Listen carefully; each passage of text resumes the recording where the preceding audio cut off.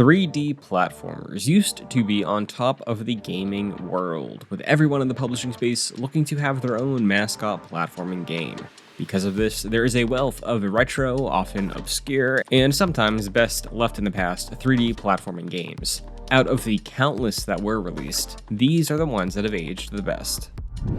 Donkey Kong's first foray into the world of 3D platforming may be criticized today by completionists, but for many, this collectathon offered an absurd amount of value. Multiple playable Kongs, each with their own specific abilities and collectibles, means each level has a ton of stuff to find and do. On top of that, the amount of charm and style Rare was able to inject into this series by leaping from SNES to Nintendo 64 was generational, as many of DK's characteristics from this game still live on in the character today.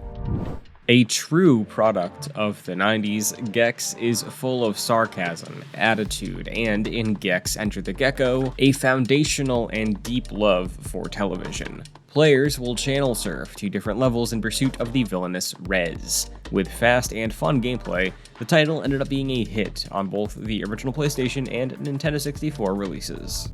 Before they were busy making Spider-Man, Insomniac made a name for themselves on the original PlayStation with Spyro the Dragon. Chasing the level-based collectathon gameplay found in titles like Mario 64 or Banjo-Kazooie, players explore the Dragon realms, with Spyro looking to free the Elder Dragons from nasty Nork. With storybook charm, Spyro became a gaming icon, and his first adventure is still a great time. Naughty Dog's take on the 3D platformer was more inspired by the linear, course-based levels of Super Mario World or Sonic the Hedgehog. Crash Bandicoot for the original PlayStation sees players tackle countless levels and bosses, crashing and smashing their way through boxes and levels from an over-the-shoulder perspective. Naughty Dog's future favor for set pieces can still be felt in some way in these early levels, and while it's challenging, it's still a fulfilling game to play today. A world full of as many rhymes as there are collectibles to find, Banjo-Kazooie is one of the most beloved 3D platformers ever made. Focused more on collecting than titles at the time like Mario 64, the game also has a larger focus on story and characters. The cast in this world brought to life by Rare has resonated with players, and has helped the Bear and Birds debut video game to hold up all these years later.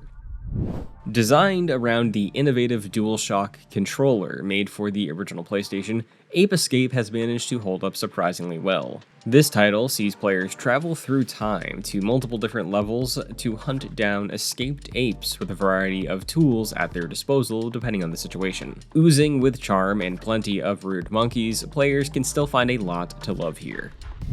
Leaping from 2D to 3D, Rayman 2: The Great Escape is a timeless release from Ubisoft. Having seen multiple re-releases since first debuting, The Great Escape builds off its predecessor with traditional platforming and fast-paced combat. A simple quest will see players rescue the Fairy Glade from an army of pirates, and you can still have as much fun completing it over 25 years later.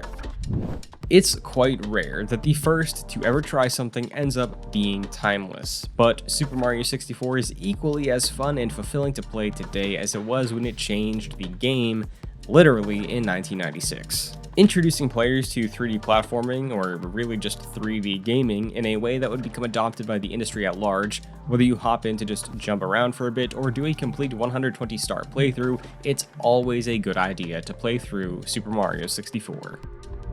There are countless 3D platformers from the early days of 3D gaming, and these are just some of the best. Be sure to let us know your favorites, and for more lists like this, you can stay tuned to Game Rant.